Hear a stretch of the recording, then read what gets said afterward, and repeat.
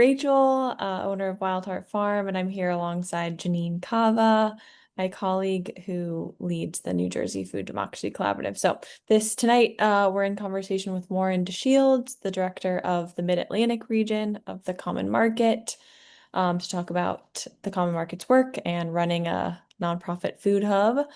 And this event is just one part of our speaker series that we're hosting this fall, led by SJ Feast, which is the South Jersey Farmers Equity and Sustainability Team, which is led by the Pinelands Preservation Alliance. Carlton, who is on that team, is here tonight as well.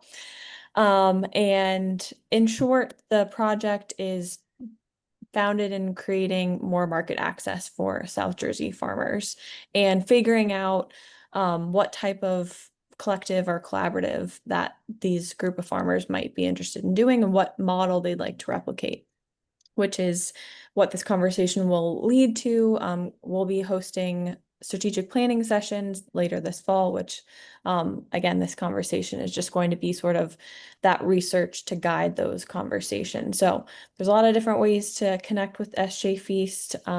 Maybe I'll just do a quick showing of the website for our recording.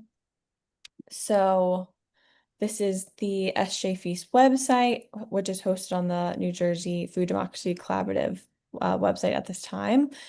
We've got, so you can learn more about the project here. We've also got our South Jersey producer survey that is live, that we'd love to get any South Jersey farmers watching this. If you haven't already filled out, please fill out the survey here. Then you can also learn more about our series on this page as well.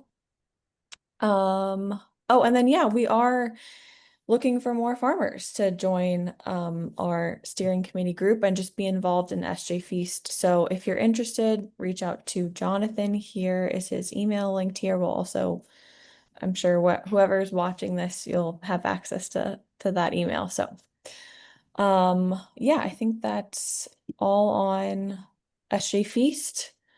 And yeah. Oh, and tonight we'll basically just be more in giving his spiel. So yeah, I'll just add real quick. Thanks, Rachel. And that the producer survey, the point of it is to try to get a baseline or understand a little bit of where the farmers, the small farms in South Jersey are currently selling to, other than direct to consumer. So are they already participating in some kind of co-op, or maybe they're already selling to Common Market or some other aggregator distributor. Maybe they're selling to some other. So we're just trying to get a map out of the specific points of where the farms are and where are their different market channels outside of direct to consumer, to get a sense for maybe there's a lot of connection already to specific channels, and maybe there's other channels that are not as tapped by the farmers in the region. So hopefully we get more participation in that survey so we can understand that data a little bit more. Any questions, Cookie, or Warren, before we jump in? No. Okay. And happy to follow up, Cookie, if you want to talk further about it with Carlton or Rachel or I later on. Okay, well, thanks for being here, Warren. And I'm going to spotlight you now so you have the stage, so to speak. And then, yeah, just however you want to start off with just the interest around how Common Market works with farmers in the region and how it's set up. So my name is Warren DeShields. I'm the executive director for the Common Market Mid-Atlantic. Before that, I was a school food service director for about 12 years, but I've been in school food service for 24 years total. I'm also a culinary trained chef. Not many people know that. And not many people know also that I grew up in farmland in Elmer, New Jersey. So I'm proud farmer boy. I did some things in corn silos that I probably didn't know I was going to sink in, running around like a crazy man or crazy kid in there. But just really enjoyed growing up in Elmer, New Jersey, and we moved to Bridgeton when I was younger, and always went back to spend time with my family who worked on a farm, Moore's Farm, right there in Elmer. So proud of that heritage growing up, and glad to be back in it working with farmers. Really taking it full circle, spending so many years putting farm fresh food on tables in the cafeteria, and really learning now how it's procured through my role at the Common Market. So really happy to be here. Mm. And I'm sorry, what was I supposed to go to next, Janine? I was more on the intro. Yeah, I mean, just jump right into how Common Market is set up. Like, I don't know if you know a little bit about the origin story, Yeah. and then like the structure. Anything you miss, Carlton and Rachel will ask questions to just like Sure. make sure we're checking all the boxes that we said we would for the Mhm. farmers who'll be watching. And I do have to hop off, and I'll try to rejoin from my car around 6:30. But I just want to say that so you're not like, where'd Janine go? That's rude. But just looking forward to hearing about it. Thanks, Warren. Yep, no problem. So the Common Market has been around for about 17 years now, 16, 17 years. It was co-founded by Holly Johnston and Tatiana Garcia Granados, their husband and wife team. They started out years ago in Strawberry Mansion and realized that there wasn't a real market or access for the kids in their neighborhood to get farm fresh food, just basic produce, things that they felt like were things that kids should have access to. So they started a company and has quickly grown in that time to having 4 chapters throughout the United States. The one here in the Mid Atlantic is based in Philadelphia. There's one in Atlanta, Georgia. That was their second chapter, and then they put one in Houston, Texas, and just recently opened up one in Chicago, the Great Lakes, which Janine, you said you had a chance to go visit. Um, all of them are doing very well, getting access, through a network of farmers that serves their anchor institutions, which we call them our anchor institutions, but it's schools, universities, hospitals, and some restaurants, not many. But we feel like those anchor institutions can really create markets for the network of farmers that we have, giving them a place to sell their product to and really rely on it, because as we all know, the farmers need a place that they can sell their product and know that they're going to have a viable supply chain for it, so they can crop plan and know that those POs are going to be paid for, and they can continue to do business, and have something to rely on, as I was saying earlier. But I think it's a really good model. I was a board member for 7 years, so the Common Market does have a board. It's a nonprofit. Um, there are boards for every chapter, board chairs, very involved in everything that goes on. I think one of our strongest chapters as far as farmers are concerned is the Southeast down in Atlanta. Um, Bill does a wonderful job down there with a farmer group, and they have the Acre down there that does a lot of work with farmers. So um, it's something that we're always trying to do, continue to just have a place for farmers to come together and grow, to get technical assistance and services that really help them as farmers grow their business, and just fine tune it and make sure that the product that they're selling to us is market ready. And when we send it to our end users, that they can utilize it without much waste, and it's exactly what they're looking for. So just really trying to, give as many services as possible so farmers can, just be better at what they do, and make their jobs easier, because we all know farming is a very, very tough job. And then you have to Warren, do go you want try. to talk about what some of those services are? Like I know Rachel on the panel last week talked about like the forward commitments. Mhm. And I know that you've provided support with getting farmers that don't have gap insurance to be able to do some hand holding there so that they can participate in like local Mhm. food for schools and other things. Yep. So the forward commitments is a great program. Basically, in a nutshell, how it works is you would work with a school like Bridgeton Public Schools to say, okay, over 10 months, you're going to buy X amount of corn from us every month. So we would go to a farmer and say, we can guarantee over 10 months, Bristol Public Schools is going to buy 100 pounds of frozen corn, from you. and then that farmer can crop plan to be able to grow that corn. We give them a purchase order for that over the 10 months. And then as long as they execute the order, Britain gets their corn, the farmer gets paid, and everybody's happy. But it allows that farmer to plan, a budget to be able to say, I'm going to have this money to be able to, crop plan and deliver a product. And Britain can, work their cycle menus and say, I'm using this amount of corn that I'm going to have on the menu X amount of times, in that cycle over the next 10 months. And you can count on that. And that's one less thing that has to be worried about on their menu. And that's one less thing that a farmer has to worry about.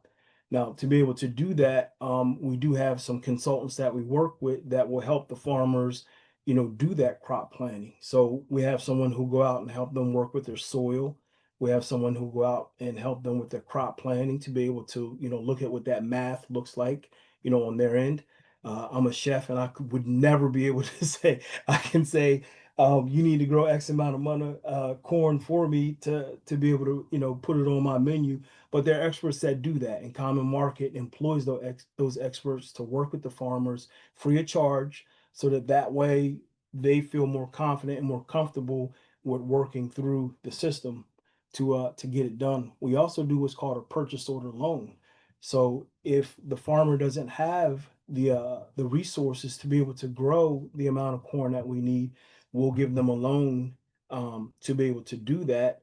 And in lieu of that farmer paying back the loan, they give us the product to work off the purchase order that way. So that's a zero interest loan. We've done quite a few of them in the Mid-Atlantic. I know, all the chapters, especially down in Georgia, have done them as well. But it's something that our farmers really appreciate, being able to have that resource to fall back on if they don't have the funds. I know we just did one for one of the farmers recently in the Mid-Atlantic, and it was so they can go out and get their pigs processed for our ground pork. So it's a great program. I see it just growing as we continue to, bring new farmers on, and it's something that, I think is good for what the common market does. I saw a Uh, comment and I missed it. I'm sorry, Rachel. no, you're okay. I'm gonna ask. I have before I get to Jean's question, I have so many questions after all you just shared. So can you get a little bit into the nitty-gritty of how do you coordinate that, like, it sounds like you match essentially a buyer with a farmer or multiple farmers. Like, can you get into like how do you know which farmers, and like is it like a three farmers to one supplier, or like do you have a formula, or what happens if one farm backs out? Like, Mhm. is there another farmer just kind of waiting in the wings? Just any detail you can share.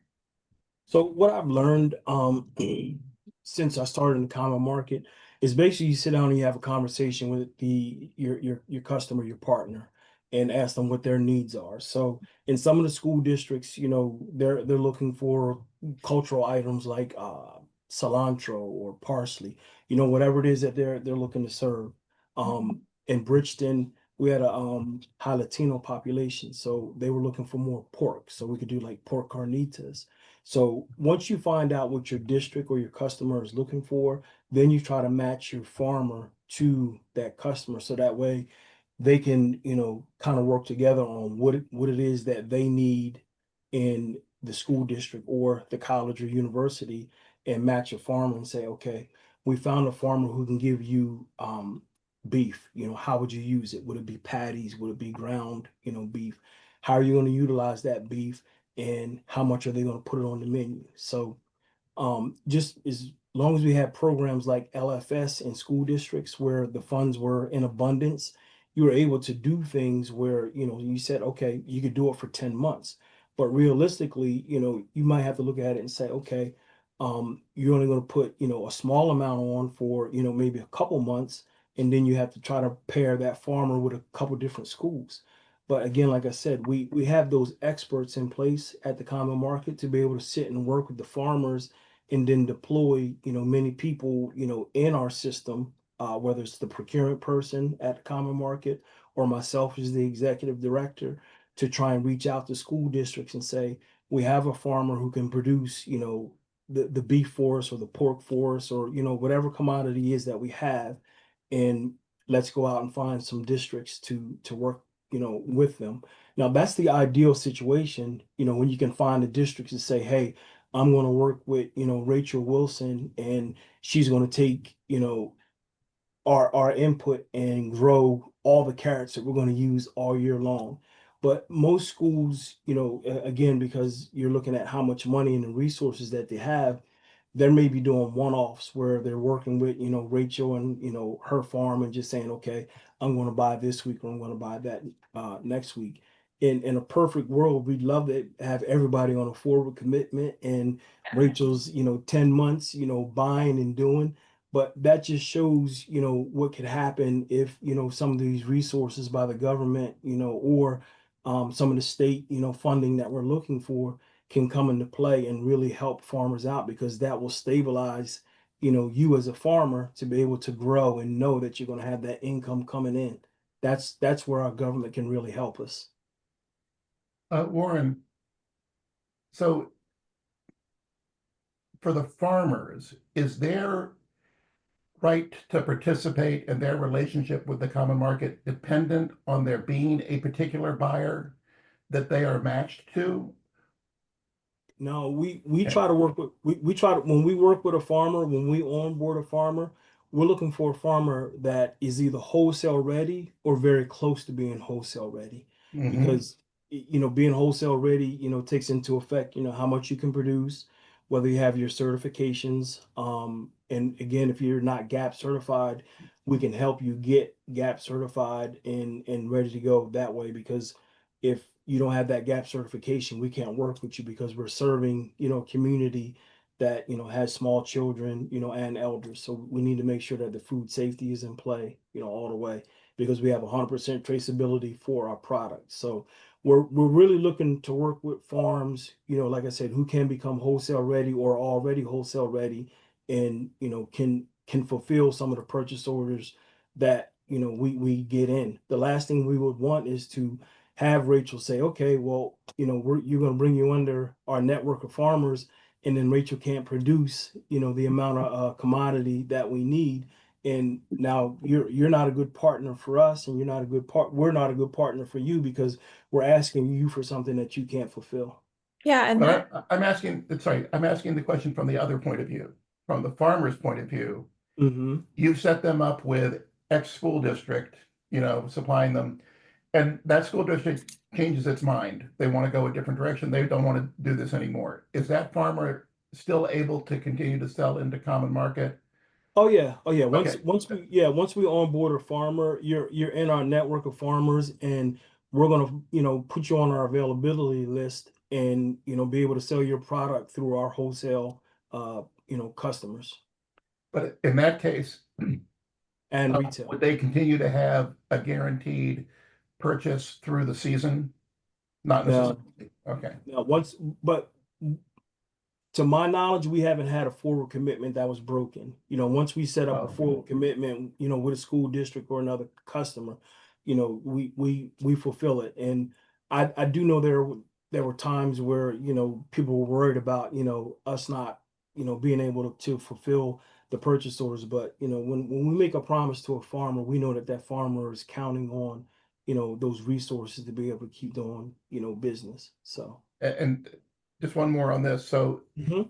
the arrangement by which a farmer knows what they're going to be selling to common market or through common market, that's set through the forward commitment.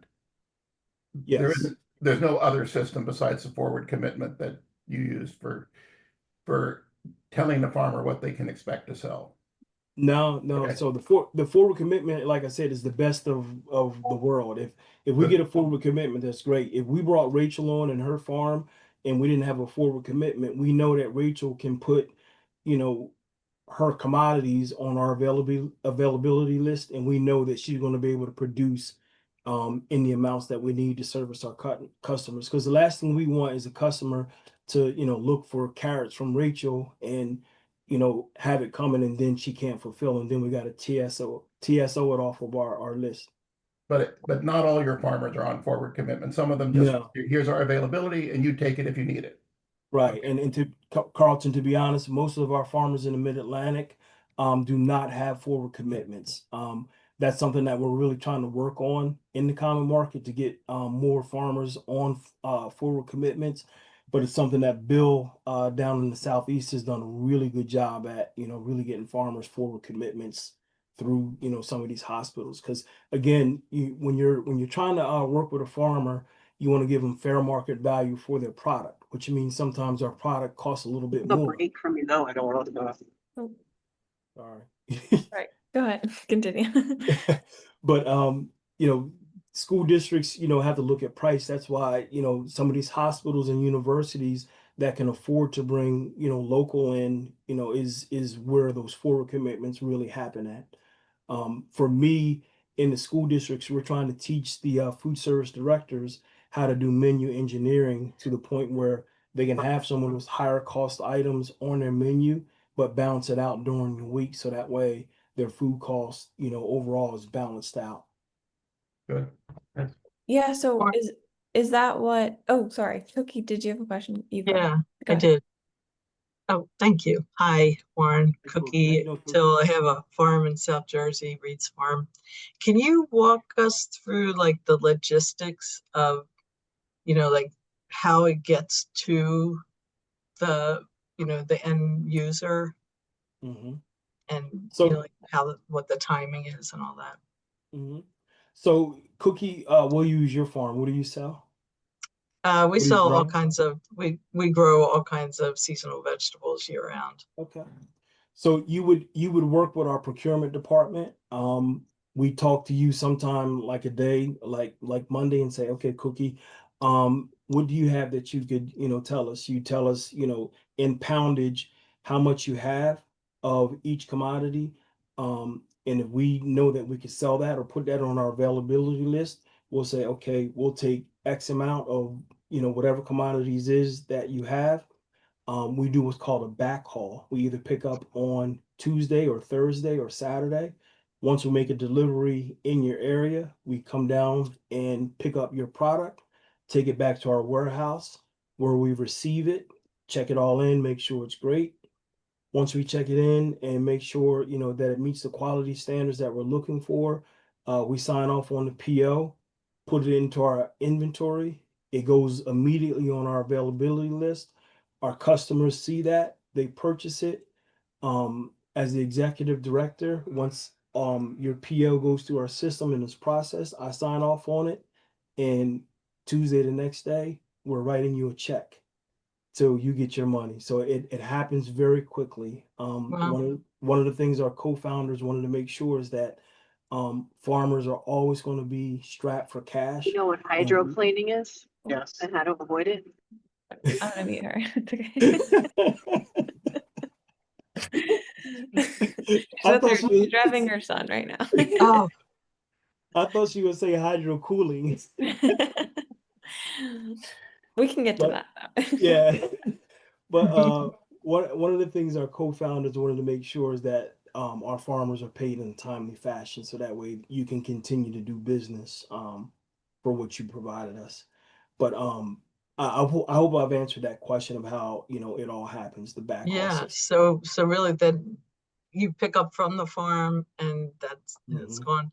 And what's your span of like are you in South Jersey? Yeah, we Like- work with Buster Petrangelo Farms, Spina Farms. We have quite a few farmers down that we work with. Really good partners, strong partners. Saturday is usually our big pickup day for receiving. So the trucks will go out like 7 o'clock in the morning on Saturdays. And there's maybe one or two deliveries that happen on Saturdays for some of these programs that we have for LFPA. But basically, Saturday's a backhaul day where we have our trucks deployed out throughout South Jersey and Pennsylvania, picking up product and bringing it all back into the warehouse. And it's an amazing thing to see with all those fresh vegetables coming in and boxes being opened. And, we're looking at the grading, looking for, good quality and making sure that, whatever it is that we're receiving and bringing in when it goes back out to our end users, like I said, that it's excellent quality for them. And what's the usual turnaround with that? As far as Like- products, Yeah, like something that's grown, picked up, and to the end user. it's usually going out right away. Yeah, there's a quick turnaround. Like we have some storage crops like apples and pears and things like that. But most of the other, veggies that we bring in, they're usually going right back out the next week.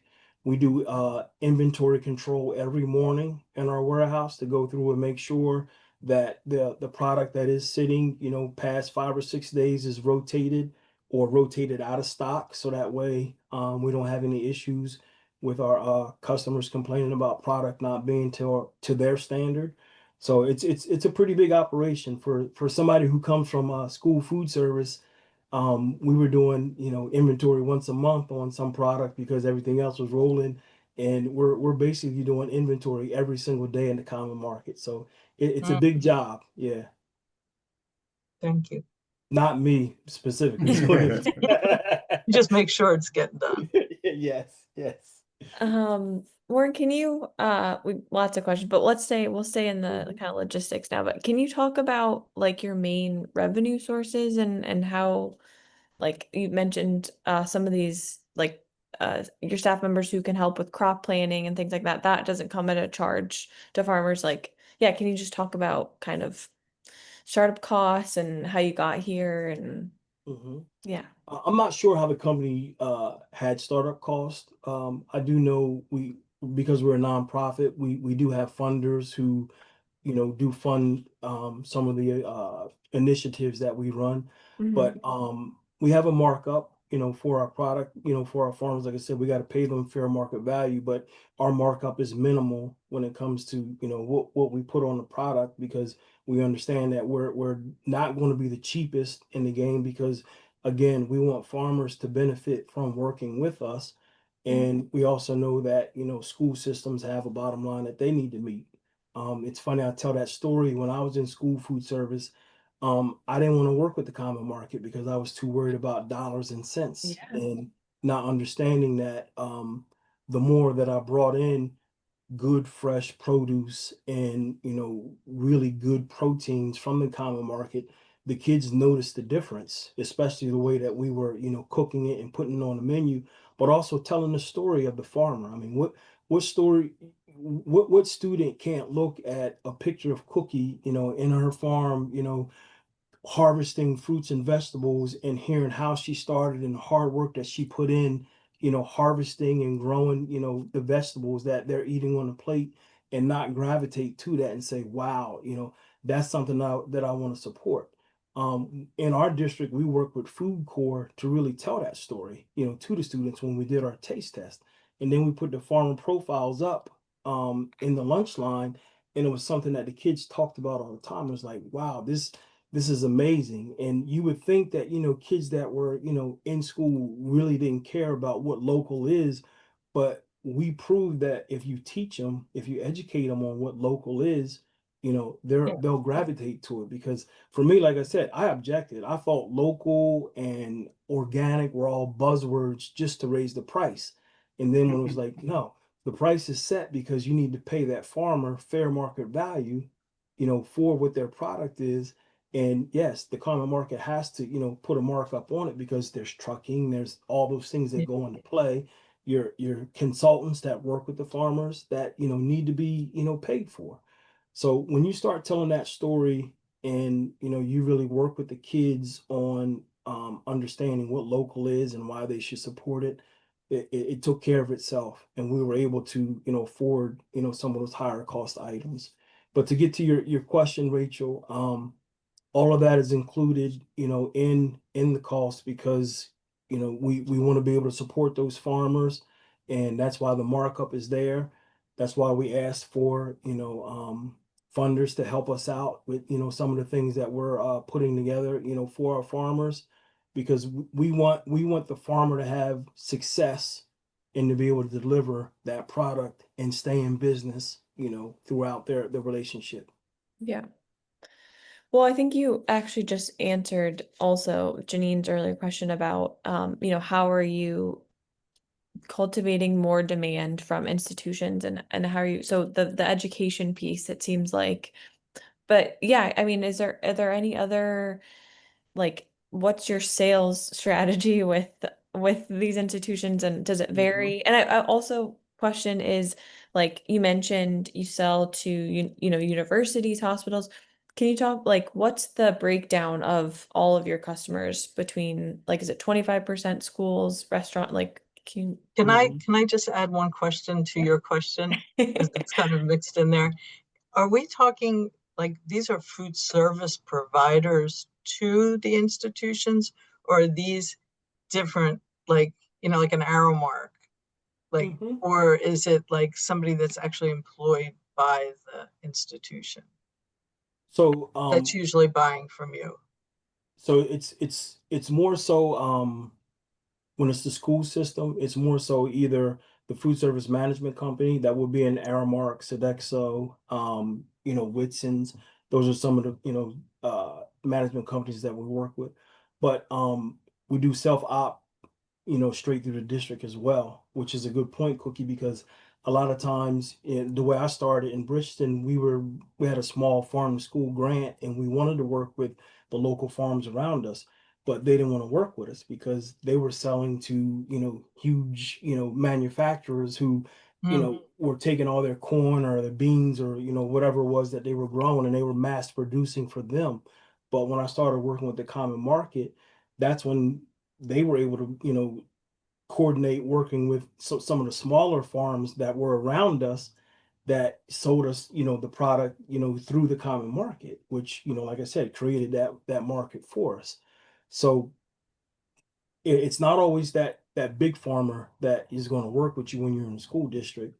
But to answer your question, yeah, it varies on what customer you're working with.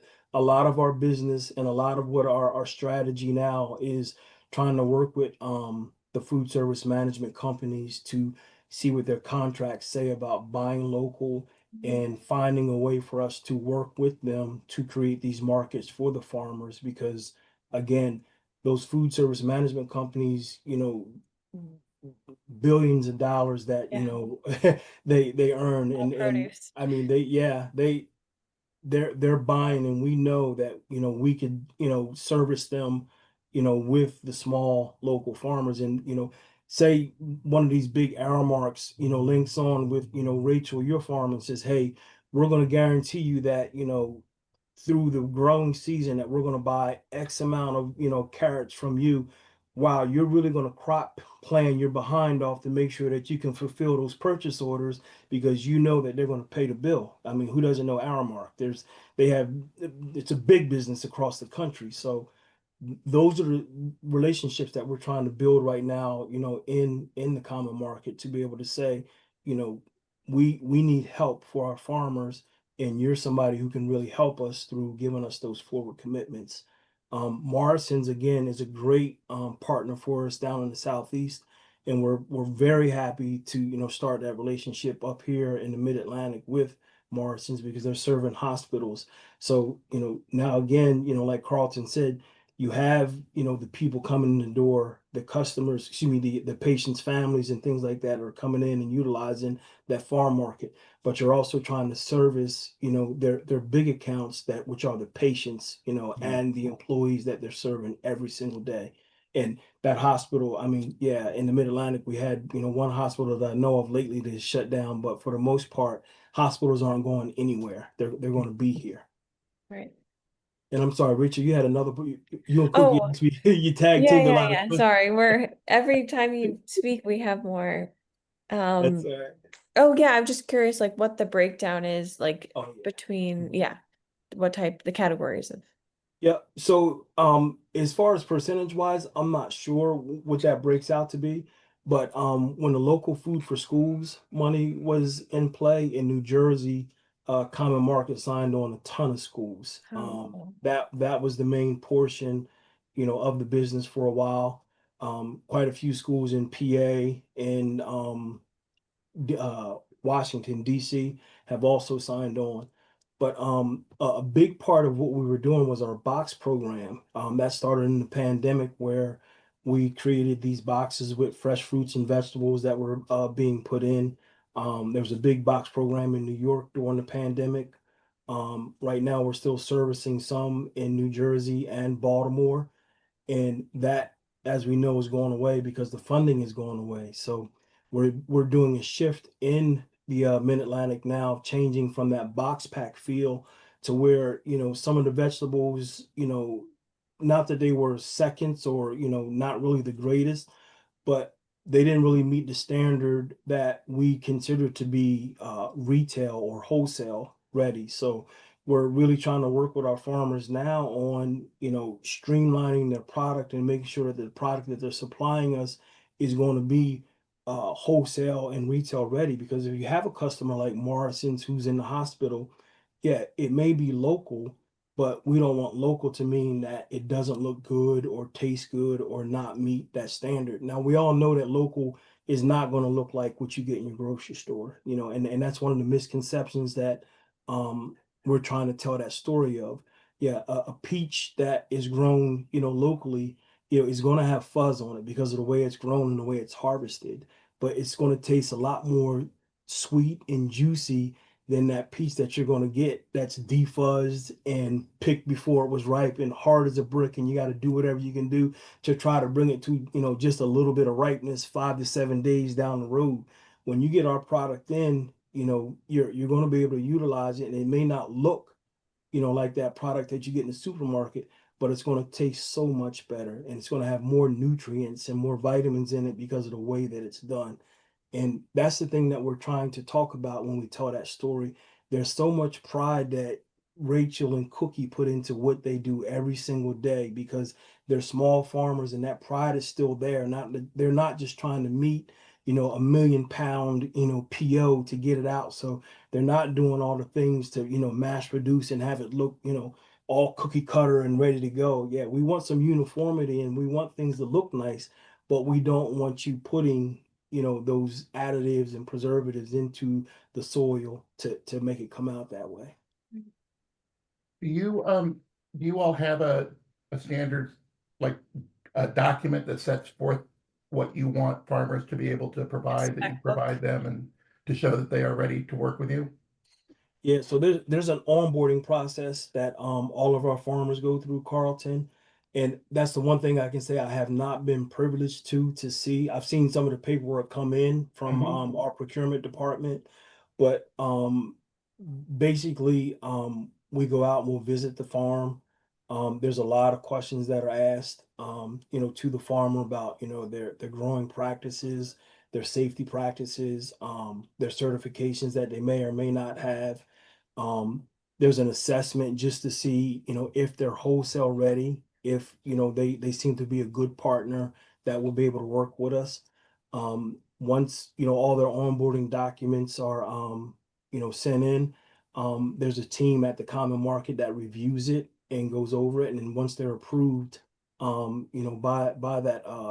that team, then we start working with the farmer. But there is an extensive onboarding process that happens. Okay. Yeah, it's tough. It's tough. Again, when you're serving, schools and hospitals, we have to make sure that the product and the practices on that farm, are going to support, that student body and the patients.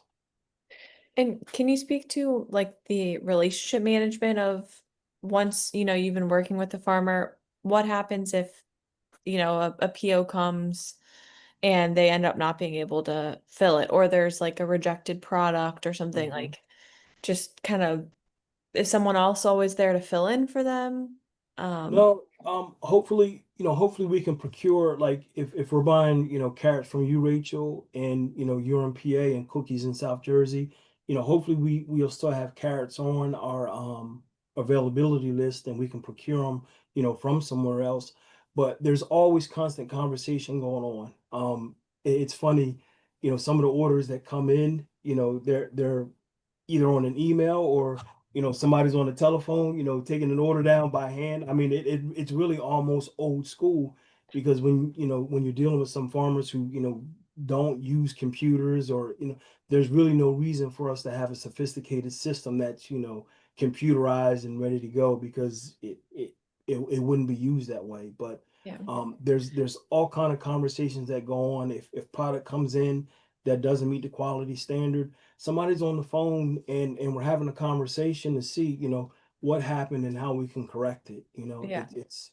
There's a lot of touch, there's a lot of love and a lot of care that goes into it, because the last thing we want to do is pick up, bring it all the way from, South Jersey or wherever we're coming from, get the product there, and then have to reject it. And, you're counting on that money, and we're only giving you a small portion of what you expected to sell.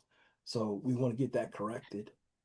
That was going to be my next question, is like, how do you keep all this organized? It sounds like you don't have like a specific system, but like, is there, a team or a person speaking with the farmers and then a different person or team speaking with the buyers? So how is that communication?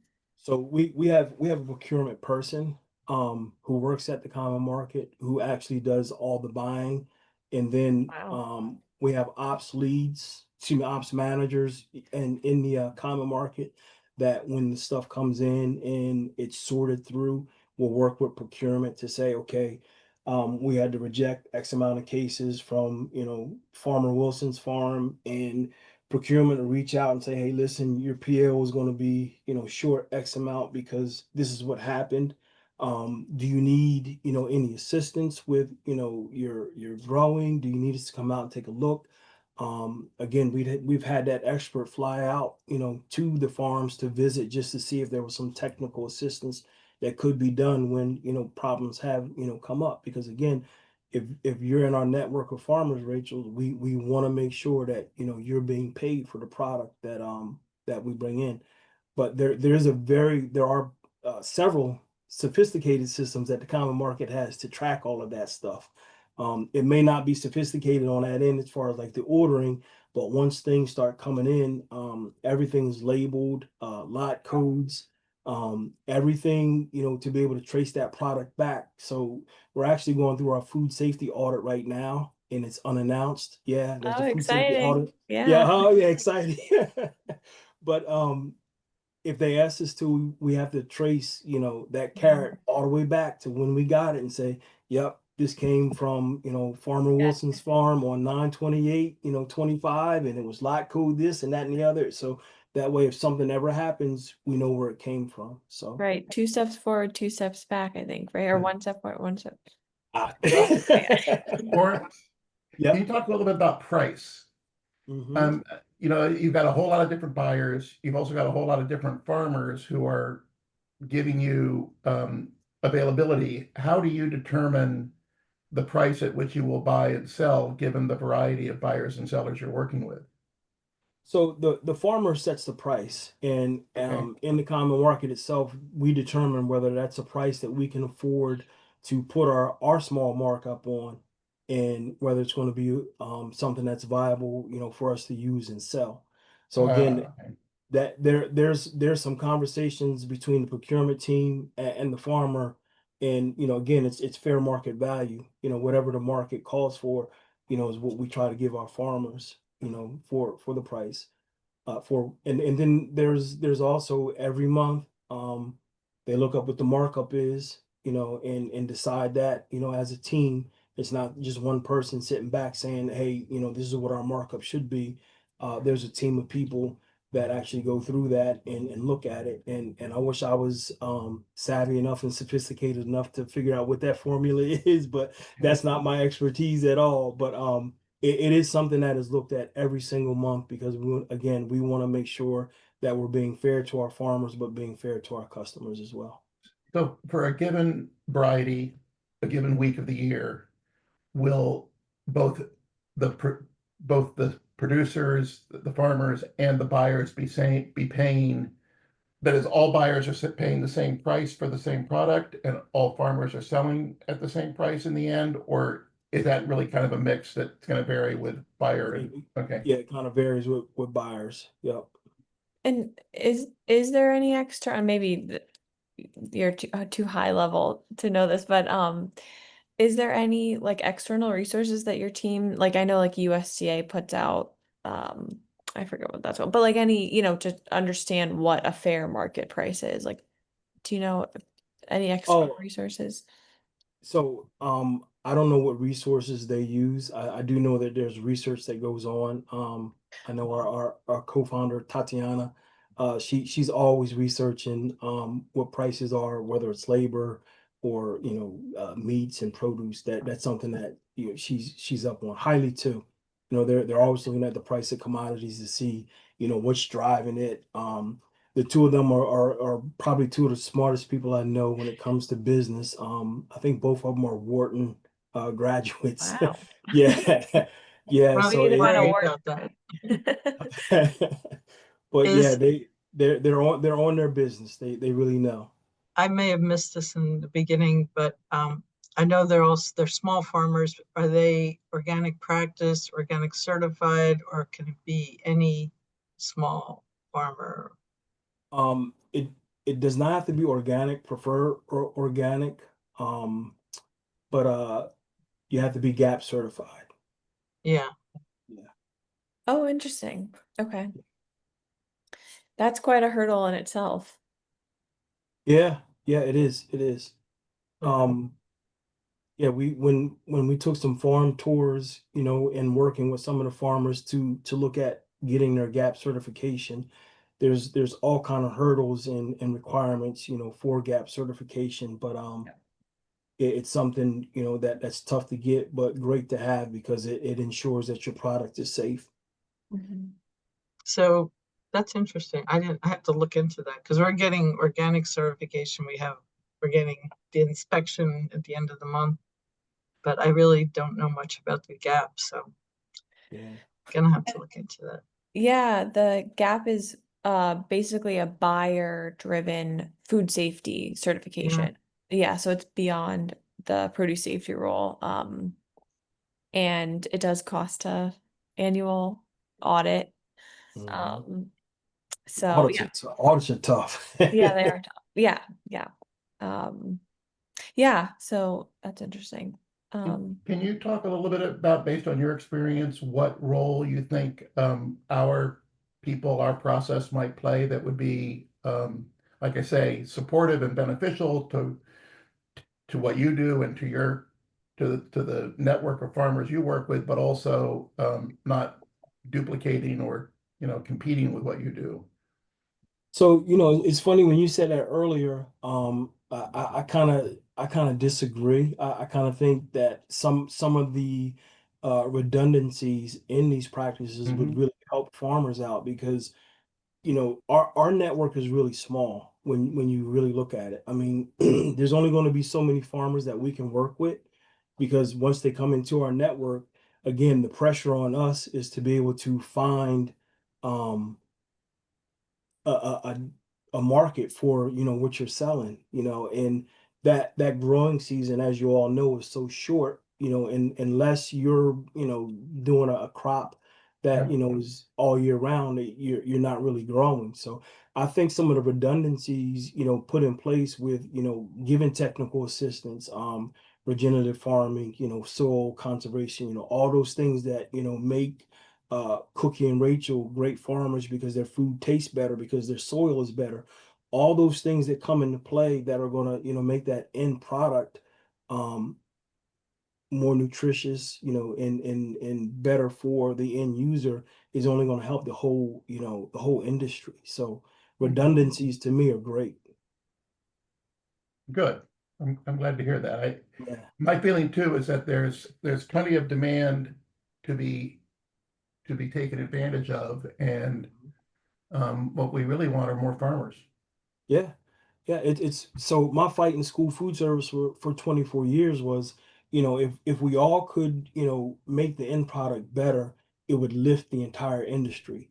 And it's the same thing with farming. If we're all here for the same thing to lift that industry together, then we need more farmers and we need farming to be better so that way that end product is better. So there's always going to be a place for the small to mid-sized family farmer that we work with, if we just make that category stronger and better, it's going to help us all out. Do you think you're frozen? Can you still hear us? I think I froze. You're Yeah, you did frozen. breathe. There you go. You're back. I'm like, Carl's still sitting there like that. Did I say something wrong? Do you feel that there's Um, more room for like that kind of hub in other areas? Like there is. I mean, because go you ahead. I'm probably sorry. are you get maxed with how many you can handle there, like that nucleus. As far as farms are concerned, Yeah. customers, we're always trying to grow in the common market. I mean, Mhm. if we can add more routes and more trucks, to our fleet, yeah, we'll do it. We're actually looking to expand into Long Island, New York, and Westchester because there's a lot of farms, and So would customers. you establish hubs there so you keep it No, regional or not using as much resource so as far as it's still within our 250-mile range, which is oh, what we okay. consider local. But no, Okay. we'd still come out of Philadelphia, for that. There's always talk about, moving into New York, but I mean you really have to establish, a good customer base before, you could do that. Does, But and we might be getting too nitty-gritty here, but does product ever go, so like a farm in Westchester, if a customer is out there, what the product would go from the farm in Westchester to Philadelphia, then back to, does any product go straight from farm to customer? No. no, Yeah. everything has to be brought back into the warehouse. It has to go through that receiving process and then right back to the Yeah. customer. But we're also trying to establish a network of farmers in New York so that way we have, because again, with a lot of this funding, you can only buy, New York certified or, New Jersey or PA only. So we're actually trying to work with some growers in New York to fulfill that. There's a 30% program that the school district has for the state of New York. So if they can if they can establish that they're buying 30% of their product locally, from a local farmer, non-processed items, the following school year they get an extra amount of money on their reimbursement, for the meals that That's they serve. That's a So great yeah, deal. it's a good program. Yep.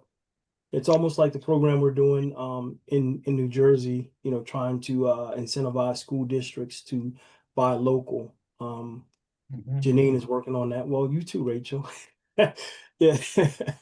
So that's the bill that's I think it's sitting in the House now for approval. So yeah. what do you do with, or do you have a lot of it? And if you know, you must have some. What do you do with food waste? So that's a good question. Things that don't As quite, or aren't, yeah. So as we're in, and if I freeze and say something, it looks like maybe my internet's not that stable, just tell me to repeat something.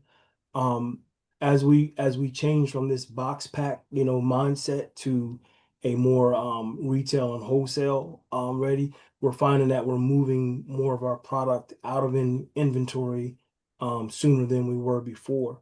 So what we've been doing is donating to food pantries that I know down here in Bridgeton in South Jersey to be able to utilize that product to go out to the community.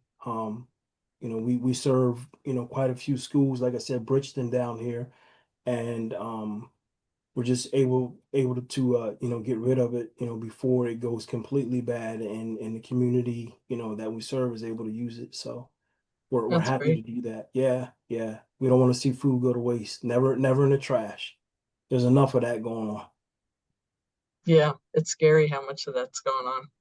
Yeah. And I'm happy, like we have a team of warehouse associates who really, go through the product to make sure that it has, a lifespan, on that shelf before we decide that, okay, in a couple of days, if we're not going to get rid of it, you know, um, to a customer, if we're not going to sell it, then we need to put it on that donation skid to go out. So that way, we're not giving customers, bad product, but it's also something that, can still be utilized. So there's a lot of training that goes into that, really, to be able to look at that product. And again, that's not my expertise. I can feed kids all day long because that's what I did for 24 years. But to be able to look at, a squash and say, it's only got 4 days left on it before it starts going bad, that takes some talent. What does your team look like? Like how many employees? So in the warehouse, we have about five people. We have 8 drivers, 2 ops leads. We're actually looking for a procurement uh, manager right now. One of our longtime employees just left and took another role, but really it's an operation with people who are highly skilled and highly trained and really love what they do. I mean, think about it. Um, they're working on Saturday from 12 to 7, then back in again Sunday morning from 7 to 5. Saturday night, most people are out, with family and friends and having a good time. And then Sundays, most people are sitting home watching football. Our team is working, Wow. and doing the work that most people, don't enjoy. And then back in on Monday morning, packing to get ready. So So Saturday, it's Sunday, 7 days. yeah, well, it's a 7-day operation. Wow. Yep, yep. The only day we don't have trucks go out is Sunday. But somebody's working. Yep, somebody's working on Sunday. Yep, Saturdays and Sundays are our biggest days, Wow. and the trucks get washed on Sunday. Kind of a follow-up on that. Sorry, my cat is meowing in the background. Kind of a follow-up question to Cookies is like, so yeah, what sort of like, if you could describe sort of like the A team of your business, like what are these? It sounds like a almost like quality assurance expert. Like if you can kind of, Mhm. if this group was going to, try to kind of build their own model like this, what would be like a few staff members that you like you should definitely get those experts on your team? Like what's the dream team? So in the morning we have a warehouse 3. He comes in and we do what's called opening. So he's doing inventory control. He's sorting with every product that's in our warehouse to make sure that what is going out is up to par and ready to go. I think I froze again. Yeah, you did. Sorry. But we can still Can hear hear you. you. Okay. Yeah. Now we can't hear There we go. Oh, stop it. Um, I can always tell I froze, so I just stopped talking. you. I just stopped talking. I said, all right, I think I froze again. So the warehouse 3 comes in and does inventory control in the morning.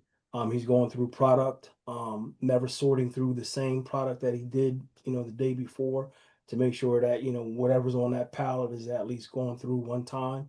Um, Once he goes through inventory control, we set up the day and the other warehouse associates come in and they start packing orders for the day. Once the orders are packed and staged for our drivers, on Mondays and Tuesdays, that's when we have our box pack team come in. And we have a team of temporary employees that we employ through a agency in Philadelphia. There's about 8 to 10 of them every week to come in and do the boxes. We do probably around 2 to 4,000 boxes every week. During our high time, we were doing up to like 10,000, which was great. Yeah, it was great back then. But we have a closer who'll come in and they pass off between the warehouse 3 and the closer. If anything happens on the trucks while they're at and product is brought back, they're responsible for adjusting the orders, the invoices, and making sure that if that product is going back out the next day, that it's been properly taken care of, temped, either put back in inventory or put in the staging area for our trucks to go back out. And every morning, we usually start about 3 o'clock in the morning. We have between 6 to 8 drivers who are deployed out throughout the Mid-Atlantic to take the food, whether it be New York or DC. We go all over. One of our drivers, he was actually done his route in DC. He started about 3 o'clock this morning. he was done delivering at 3 o'clock, but he didn't get home. Excuse me, he was done at 10 o'clock, but he didn't get home till 3 o'clock because you got that DC traffic in Virginia Oh. coming back home from. So it could be a long day. So you have to worry about hours of service for the drivers and all those things and make sure that the world is safe with those big trucks being on it. And how do you take care? I'm sorry. No, go ahead.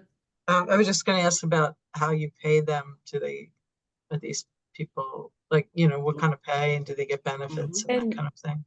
Before you answer that one, Janine just reminded me it is after 7. I think we had a 7. So if maybe this could be the last question that you answer, Sorry. and we'll wrap up after that.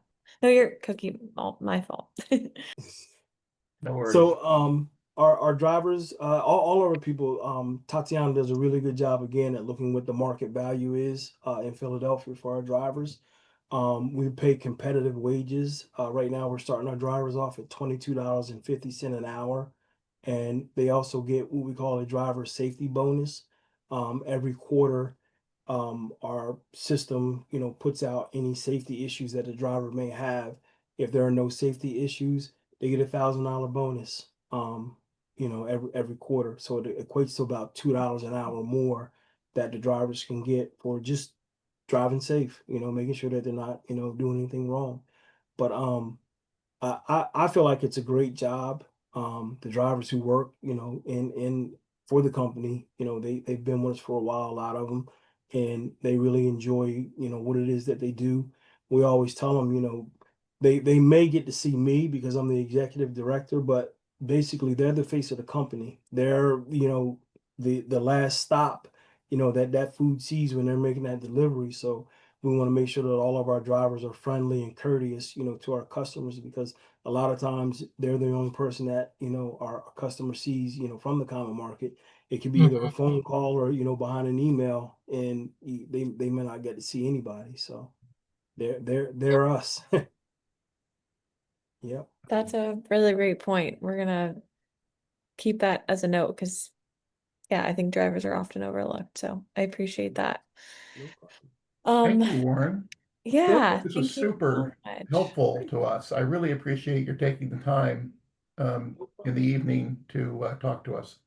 Yeah, and you problem. held up with all of our grilling questions. So I really appreciate, as you can see, we're incredibly passionate about the work that you're doing. So Well, Yes. I appreciate. I'm sorry, Cookie. I appreciate it, and I mean, I wish I could answer more questions because again, it's like I said, the more this business can grow, the more people can learn from each other.